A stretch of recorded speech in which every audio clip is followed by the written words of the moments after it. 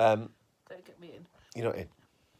You're still there, then. Good. Are you recording now? I am recording now. Hello. We have just finished watching Shada. And Shada. And No Shada. we tried to... That's a very oblique reference. We tried to sort of mimic some of the episode endings, but so we've watched like a 6-part story spread across 3-ish viewings. There's so much to say about Shada, and to be honest, there's part of me that wasn't even entirely sure whether we should do it as part of this, but we've got to, haven't we? I don't understand why wouldn't you? Can you just elaborate on that? Like, why wouldn't it be part of the Whoathon? Because... The Whoathon. Sorry. The Whoathon. Because it's the only example of a TV story that got to that stage of production and then wasn't finished. So it just is not finished. Everything else that we do on the Whoathon was at some point complete. See, when you say finished, Yeah. it makes it sound, to me, and you can re-record your video if you don't want this. No, carry on. As long as you can be heard, and I think you can. Sorry, my interjection is that when you say an unfinished story, it makes it sound like you got 3 parts through, then there was no ending that was written. And like, I can understand why you wouldn't want to, like, if someone had then added on an ending at some point, why you wouldn't necessarily want to include that.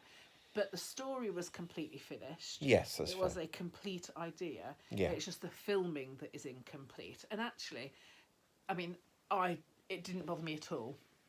Well, I think that's the first thing to say. It is the most brilliant finishing of Shada I can imagine. So I've not heard the big finish, the Paul McGann, Lalla Ward big finish. So I don't know how good that is. My first exposure to Shada was when they released it on video with Tom doing some bridging narration. And my issue with that at the time was that a lot of the replaced scenes are towards the end when things ramp up. So, it felt awkward. Whereas this version we've just watched on BritBox, thank you BritBox, and presumably on the DVDs, the Blu-rays, this version feels like a proper finished good story. But no, I mean, I think it's important. And I think it's important to do it because it's Douglas Adams again, and therefore you're expecting a level of class. And there are just some absolutely brilliant moments. We will see some of it again, Lib, I don't know if you've cottoned on to this, in The Five Doctors. Because in The Five Doctors, they reuse bits of it to bridge the fact that Tom's not in it. Okay, I can't quite get my head around how You will that see would be. yeah, well, there you go. That's another reason why you might not do Shada, because some of those bits are reappropriated later on. But anyway. But sure, that's a reason to do it, so you can appreciate the fact that they're reappropriated later. But Okay. difference of opinion. So Shada, let's talk about, first of all, what Shada does in the overall story of Doctor Who.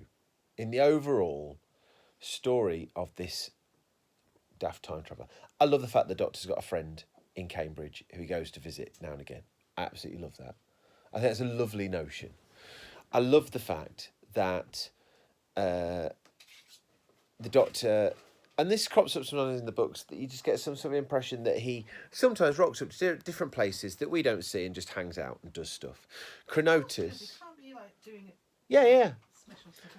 Chronotis is a brilliant creation. And the sort of Time Lord... Like a disease. The sort of Time Lord you can't do all the time, but especially when you realise he's got a bit of an edge and a hidden side, it is really, really good. I really appreciate that addition to... there's another reason why you might not do Shada Lib, I'll tell you in a minute. His involvement in the Doctor Who universe is absolutely fantastic. I also love the fact that it's a continuing development of the Doctor and Romana's relationship, and it's blissful. The Doctor and Romana too are absolutely top rank Doctor and companion. They're absolutely brilliant. I love the fact that, you see, I was worried that she wasn't doing anything most of the way through the story, and then it's her that cottons on to how they're going to sort it all out. And that's absolutely fabulous. All that kind of thing, I absolutely love it. I just think it's a breath of fresh air. And I also think that as a season finisher, this would have been a really satisfying thing, especially after Naimon, flipping Eden, the beloved creature from the pit in this house. Which is a great film. Which is a brilliant one. Episode. So if I have reservations about Shada, if we just accept Shada is finished and that is Shada and this is our Shada and Shada, I do have some slight issues with Shada. I think Please tell us. I think morally the Doctor's not on form here. Yeah, a lot of collateral damage. Like all those old dudes get killed off in that spaceship. Spoiler alert. I'm not happy about that in any way. Yeah, it doesn't actually get referenced again either. No, and it was really. I mean, obviously we're dealing with animation, but it was really clunky, that part. But there's no, oh my god, shock horror.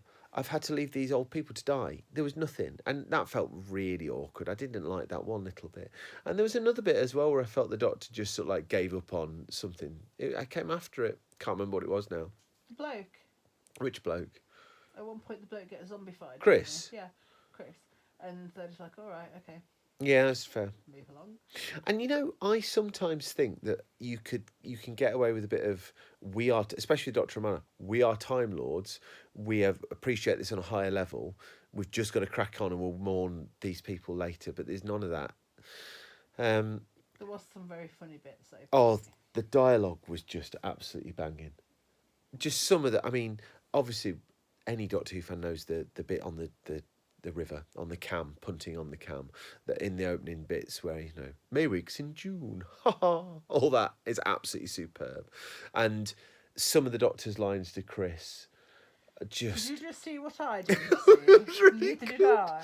And when he says, he's mad, and he goes, well, madness, sanity is all a matter of opinion. He said, what's your opinion? He's mad as a hatter. It was really, really good.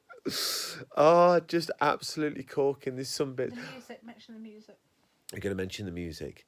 Special mention for the music. The other line I want to mention is when the Doctor goes, right, let's do it, and everybody stands up, and then he doesn't move, and they all sit down, and then he goes, right, and he runs up again. That was absolutely superb. Some fabulous. Chronotis is an absolutely superb character. Chris and Claire are brilliant, just like temporary companions. Yeah, they could have been companions. Yeah, they're in a different world. They'd have been companions. A bit of a pity Romana has nothing to do throughout a lot of it apart from get nabbed. And the problem with, is it Scargra? Can't remember his name now. A problem with him is that because a lot of his film parts hadn't been filmed yet, a lot of the time we just get the picture of him looking all like angular cheekbones. Like He-Man. That's a great shout. But yeah. But so as Lib said, special mention to the music. Mark Ayres, oh my gosh, what a job. I am, or have been, or I masquerade sometimes as somebody who does music. And I have written bits and bats and this, that and the other. I am absolutely stunned with the excellent job that Mark Ayres did. Admittedly, he has basically stolen some Dudley Simpson riffs, for want of a better word. But... yeah, the City of Death, that was there. And there was something at the end when the Doctor just landed back in the TARDIS that I thought, that's from somewhere. I'm going to have to try and work that out. What a stunning job. So Dudley Simpson-esque, such a tribute to Dudley Simpson. That was an absolutely brilliant moment. Dudley Simpson dead? I believe so. And I'm assuming all this is Dudley Simpson. The name just sticks to me. Yeah, I think I'm right there. Anyway, that was a lovely experience. That is the last of our Williams Doctor Who. Is that the end of the Doctor Who-athon? No, darling, it's not the end of the Doctor Who-athon, because now we enter what for a long time was the final era of Doctor Who, which of course is the JNT era of Doctor Who, is now upon us. So let's just quickly reflect on Graham Williams as Doctor Who showrunner. It's been a flipping mixed bag. My dog is barking, and I'm going to sort that out in a minute. It's been a mixed bag. And when it's shone, it has shone very brightly indeed. Like Creature from the Pit. Like Creature from the Pit, and perhaps more pertinently, City of Death, which I still think is a contender for the greatest ever Doctor Who story of all time. But, you know, Shada was, in parts, absolutely brilliant. Creature from the Pit has been one of the absolute highlights of the whole Whoathon, though, so far. We had such fun watching that. Even things like Destiny of the Daleks had its moments. Of course, we watched that with Winnie, and that was a delight, and she had a good time watching it. So, you know, maybe that keeping the fam happy. So, listen, this has been a 10-minute talk about Shada, and I think Shada's been an absolute delight for us. I did not expect it to be that much fun with its reconstruction and stuff. Absolutely brilliant. You watched it with me. And it's part of watching it with the good lady Dr. Collins, who is also always bringing the shine to Doctor Who. I am intrigued now to see what happens. We're going to get a very new experience, you realise, the next time. Why? A lot of changes afoot. New title sequence, new music, just a new script editor, a new tone to the show, new costume for Tom. Readers, good Dr. Lady Wife doesn't notice any of these things. You'll feel it. Oh, and there's the dog. You will feel it. Guys, see you next time. Bye-bye. Oh, like, share and subscribe. Leave a comment down below. See you later. Thanks, Humphrey.